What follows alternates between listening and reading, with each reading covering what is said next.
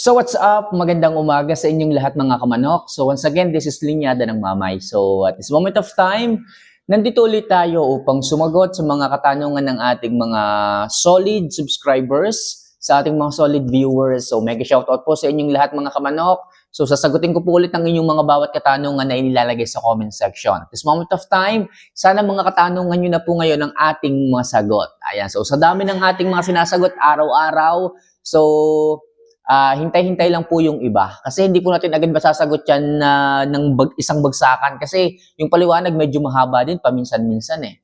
Anyway, huwag kayong mag-alala. Lahat naman po yan, sasagutin ko. Nakahanay na po yan sunod-sunod. Kaya ngayon mga kamanok, isa lang palaging hinihiling ko. If ever na nagugustuhan mo yung paraan ko na pag-share ng idea kahit sa ganitong paraan, pagsagot ng inyong mga katanungan, huwag niyo sanang kalimutan na mag-subscribe. Wala po itong bayad, subscribe, mag-like at mag-comment ka na dito ng katanungan mo para sa next video, isa naman sa katanungan mo ang masagot ko. Kaya mga kamanok, huwag natin ito masyadong patagalin. Simulan na po agad natin ang topic ngayong umagang ito.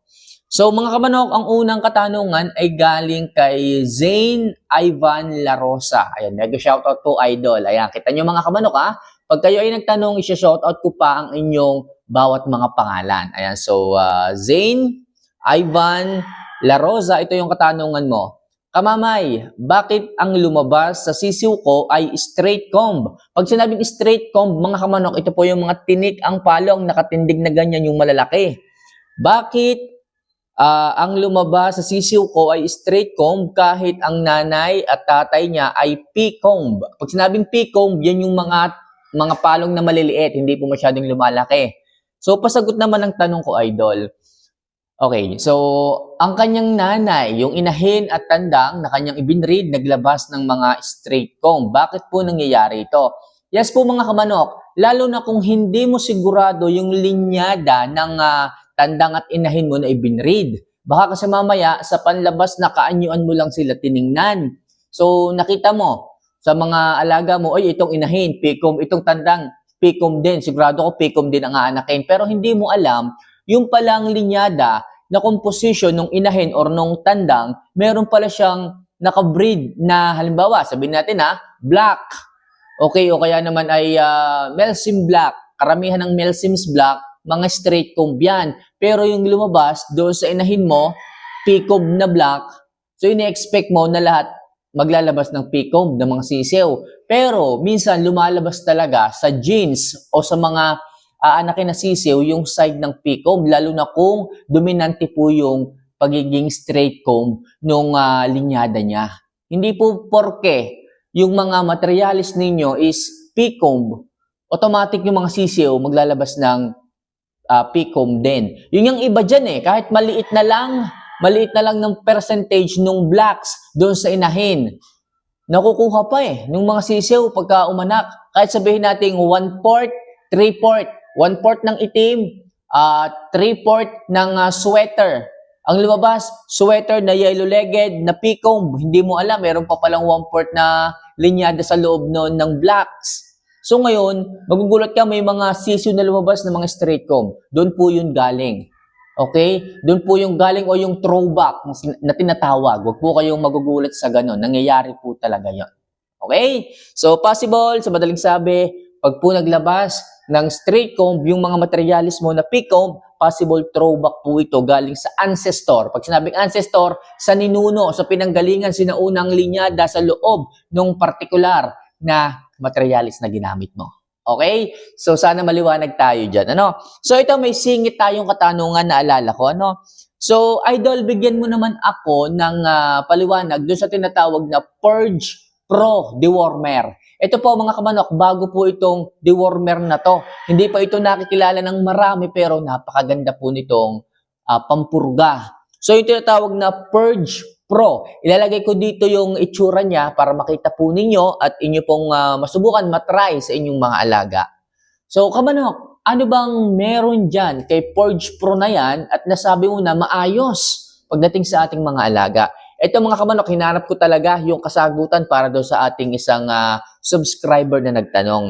Ano ba tong si Purge Pro? Ito po ay isang dewormer na napakaganda sa ating mga alaga, which is kaya po niyang alisin o i-release halos lahat, take note, halos lahat ng brood species ng parasites. Okay, tandaan, hindi po bacteria or viruses ang inaalis kundi parasites. Pag sinabing parasites, ito po ay more on gape worm, threadworm, roundworm, at syempre yung tapeworm.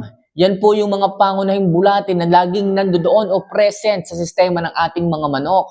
Yung ibang mga pampurga dyan, kalimitan tapeworm, roundworm lang ang inaalis. Pero the rest, hindi niya mabigyan ng pansin. Pero itong si Forge Pro, almost lahat ng brood species ng parasite kaya niyang alisin. Kaya nagulat ako. Maganda nga pala itong si Forge Pro na to. Sa nagtanong nito, maraming salamat. Nagkaroon kami ng idea kung ano yung maganda at maayos na pampurga talaga pagdating sa ating mga alaga. Kasi yung alaga natin, minsan napurga na natin, hindi pa rin agad ganun umalsa ang katawan Hindi pa rin ganun kaagad bumulto yung katawan So ito, subukan natin si Forge Pro. Kasi halos lahat ng species ng worm or parasite sa katawan ng manok, inaalis po talaga. Ano bang meron to? Meron siyang sangkap na Febantel, Paracequantel, at Fendebendazole. Ayan, so sila yung tatlong sangkap na bumubuo dito kay Forge Pro. And sila po yung specialty para alisin niya po yung brood species ng mga parasite sa katawan ng inyong mga manok. Okay, ito pong tatlong sangkap na to, ito po ay pag natikman or kahit maamoy, masipsip ng mga worms, ng mga parasite na nakakapit sa mga walls ng bituka ng manok, talagang madudulas sila palabas. Wala silang choice kundi lumabas.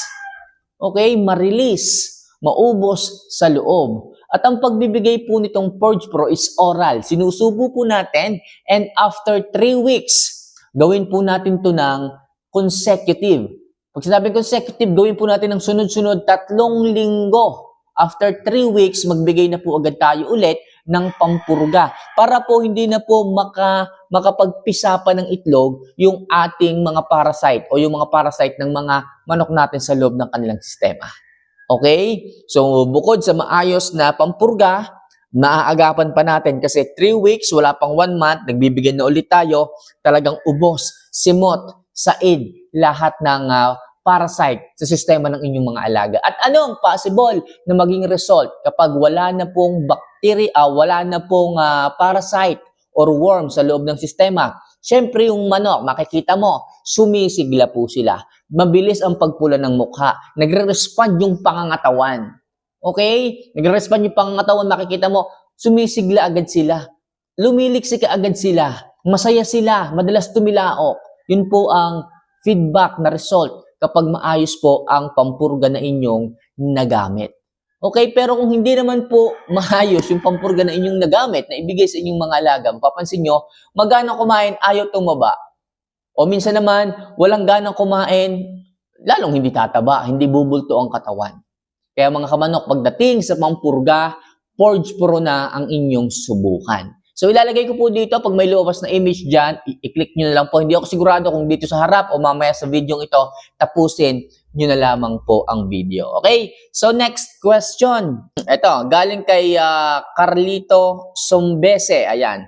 Yung napaos boss ang manok ko, ano ang kailangan kong gawin? Okay? Napaos yung manok. So pag po ganyan na yung nangyari sa manok, possible na pabayaan na po yan sa sakit na meron siya. Nung una, simula pa lang, may sipon yan, hindi nyo pinapansin, nakala nyo okay lang. Siguro, busy lang kayo sa mga gawain sa bahay, sa inyong trabaho, akala nyo okay lang. Magana naman kumain, walang problema. Kahit may sipon, walang problema, gagaling din yan. Sa pag-aakala natin nagagaling on its own, hindi tayo nagbibigay ng antibiotic, tumagal yung sipon dun sa manok. Magana kumain, kaso tumagal. At nagulat ka na lang. Isang umaga, pag tilaok, parang paos o parang ipit na yung boses. Ganun po pag nagtagal yung sipon. Pag hindi po nakaya ng immune system na pagalingin yung katawan ng manok, napapaos po sila, nagkakahalak. At pag nagkahalak, nandun na po tayo sa next stage ng sakit ng manok. Mas mahirap, mas hassle po itong gamutin. kumpara doon sa sipon lamang na dapat noon pa lang binigyan agad natin ng antibiotic. Tandaan niyo mga kamanok ha, pag ang ating mga alaga ay nagkasipon at gagamutin din naman agad natin, gamutin na agad natin.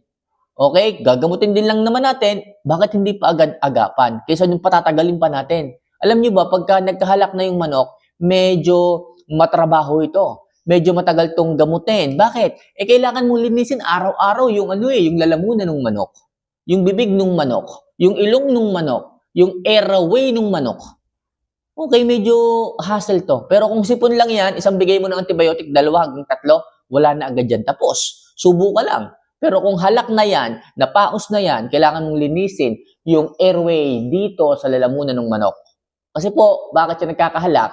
Kasi nga po, nababarahan na po yung kanyang airways nung laway na malapot. Okay? So, kaya po minsan, mapapansin mo, pag nagkahalak, tumutunog yung dibdib at yung likod. Dahil yung pinaka-trachea niya dito, yung butas na pinanggagalingan ng hangin, hindi po dito sa pinagpapasokan ng pagkain meron po kasing kabukod o kahiwalay na daanan yung hangin, nababarahan po yun ng malagkit na laway na hindi kayang ilabas ng manok on its own. Kaya kailangan ng suporta galing sa breeder, sa atin. Kailangan natin gamutin yun. Gamit kayo ng Bactidol at ng cotton buds para linisin yun. Ilalabas nyo muna yung pinaka-trachea dito na ilalabas naman yun sa bibig. May pinakabutas yun na parang sumisinga. Yun ang lilinisin po ng cotton buds. Isawsaw sa Bactidol. Then gawin nyo yan 1 to 3 days. Makikita nyo, magiging okay ang manok. Siyempre, bibigyan nyo rin ng antibiotic yan. Okay? 3 to 5 or to 7 days ang gamutan pagka ganyan. So mga kamanok, yan lang muna siguro sa ngayon. Medyo mahaba na kasi yung video natin. Well, huwag kayong mag-alala. Gagawan ko pa rin ng kasagutan o ng video yung mga katanungan yung inilalagay sa comment section. So for now, ito lang muna. So sana kahit paano makatulong sa ating mga subscriber na nagtanong. At syempre, kung ikaw man ay may naiisip niya katanungan, ilagay mo na sa comment section. Mag-subscribe, mag-like ka. At syempre, wala namang pumbayad yan. So see you for our next vlog mga kamanok. Mahal ko po kayo. Paalam.